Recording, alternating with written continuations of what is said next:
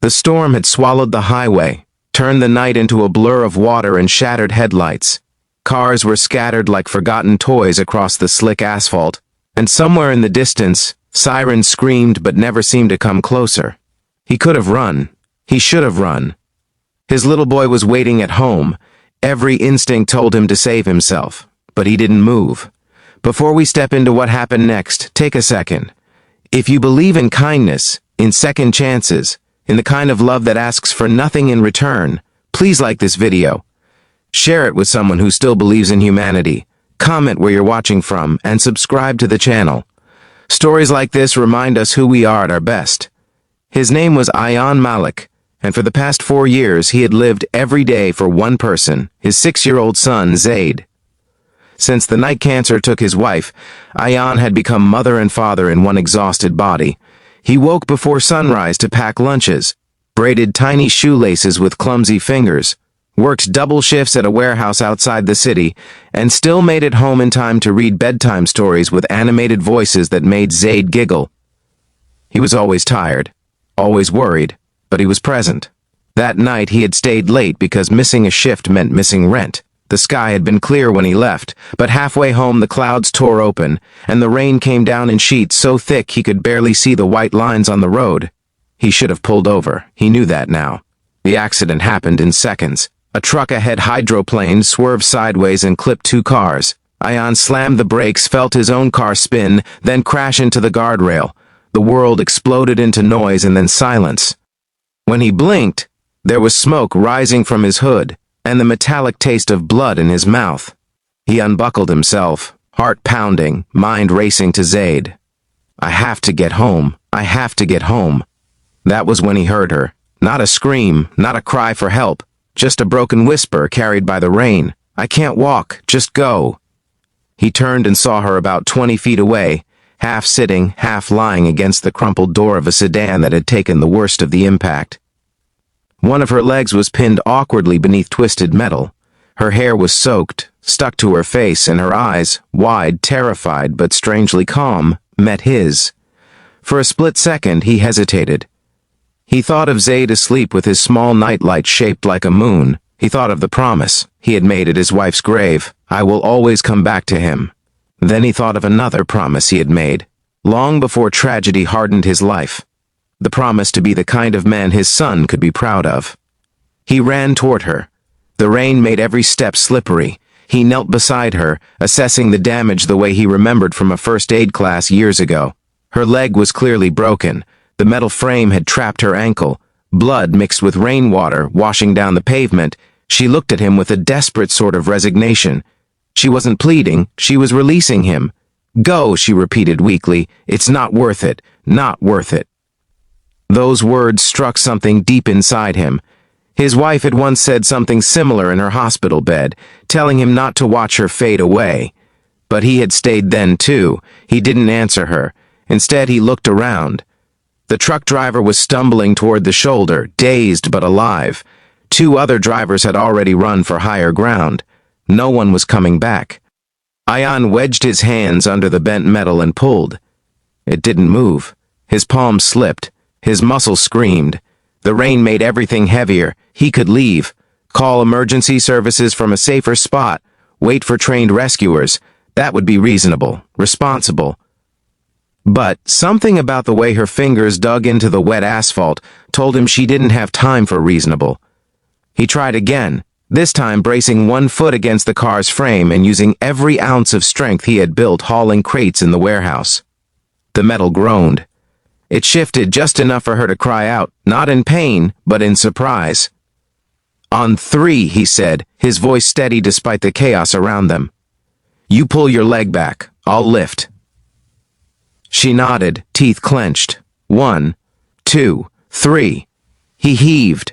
She dragged her injured leg free with a gasp that tore through the storm. They both collapsed backward onto the road, breathless. But it wasn't over. The smell of gasoline hit him like a slap. The car behind them had begun to smoke. Flames flickered under the hood, small but hungry. He didn't think. He slid his arms under her shoulders and knees, lifting her against his chest. She was lighter than he expected, fragile in a way that made him painfully aware of her humanity. She wasn't just an obstacle, she was someone's daughter, maybe someone's mother. Every step toward the embankment felt like a mile. His legs shook. His ribs throbbed from the impact. Rain blinded him. And in his mind, Zaid's face kept flashing like a warning. What if you don't make it back? Halfway up the slope, his foot slipped. They tumbled sideways. He twisted his body to shield her from the ground, taking the brunt of the fall against his shoulder. Pain shot down his arm. "I'm sorry," she whispered. He tightened his grip. "Don't be." He pushed himself up again. Step by step, breath by breath, he climbed until they reached the grassy edge above the road. Moments later, the abandoned sedan below erupted into flames. The explosion wasn't massive, but it was enough to send heat licking at their faces, even from a distance. If he had left her, she would have been inside. For a long moment, they both just lay there in the rain, staring at the fire as sirens finally grew louder. Her name was Mira Rahman. He learned that in the ambulance, when paramedics wrapped her leg and strapped her to a stretcher. She kept looking at him, as if trying to memorize his face. At the hospital, he refused treatment until they assured him she was stable. Only then did he let a nurse clean the cuts on his forehead and tape his bruised ribs. It was nearly 3 in the morning when he finally made it home. Zaid was asleep on the couch, his small body curled under a blanket, a neighbor sitting nearby with worry etched into her face. When the boy woke and saw his father limping through the door, he ran into his arms without a word. Ayan held him longer than usual that night. Life went on. It had to. The warehouse didn't care about heroics. Rent was still due. School lunches still needed packing. He didn't expect to hear from Mira again. But 3 weeks later, a letter arrived. The envelope was thick, expensive, unfamiliar. Inside was a handwritten note. She remembered everything. His refusal to leave, the way he had shielded her from the fall, the way he had stayed at the hospital until he knew she would live. She wrote that she had been on her way back from a business trip, that she owned a chain of rehabilitation centers across the region, that she had built her life from nothing after losing her parents young. She wrote that when she told him to go, she didn't just mean the accident. She meant life. She had grown used to people leaving. And he hadn't. Ayan read the letter twice, then folded it carefully and placed it in a drawer. He didn't need a reward. He didn't even need gratitude. But a week later, he received a call. Mira wanted to meet him. They met at one of her centers, a bright, warm place filled with patients learning to walk again after injuries much like hers. She moved now with crutches, her leg healing slowly but steadily. She asked about his life, and for the first time he told someone outside his small circle about the exhaustion, the bills, the fear of failing his son. He didn't complain, he just spoke honestly. She listened. Then she told him something that stunned him more than the explosion on the highway. She needed someone to manage logistics for all her centers, someone disciplined, reliable, strong under pressure. She said she had seen him carry more than a person that night. She had seen him carry responsibility. The salary she offered was more than double what he made at the warehouse. He almost refused. Change terrified him. What if he failed? What if he couldn't handle it? But then he imagined Zaid's future.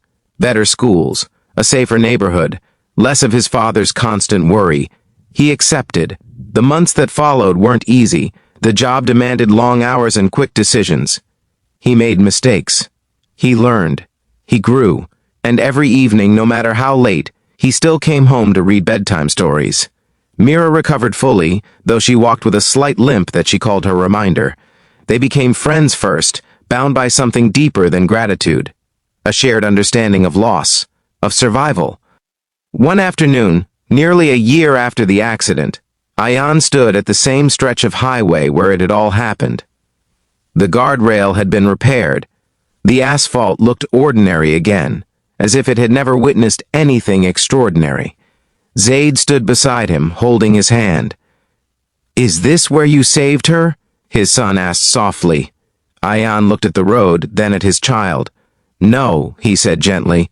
"This is where we chose not to leave someone behind." That was the lesson he wanted his son to carry.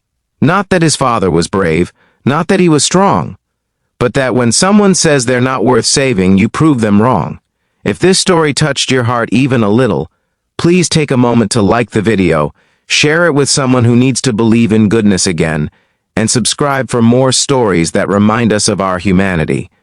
And before we end, I have one special request. Comment the word "stay" below if you believe no one should ever be left behind. Because sometimes the smallest decision, to stay instead of go, changes not just one life but generations. Ayan once thought his world had ended in a hospital room years ago. But on a rain-soaked highway, in the middle of chaos and fear, he discovered something powerful. Love doesn't always look like romance. Sometimes it looks like bruised ribs, trembling arms, and a man who refuses to walk away. And in refusing to leave her behind, he found that he was no longer walking alone either.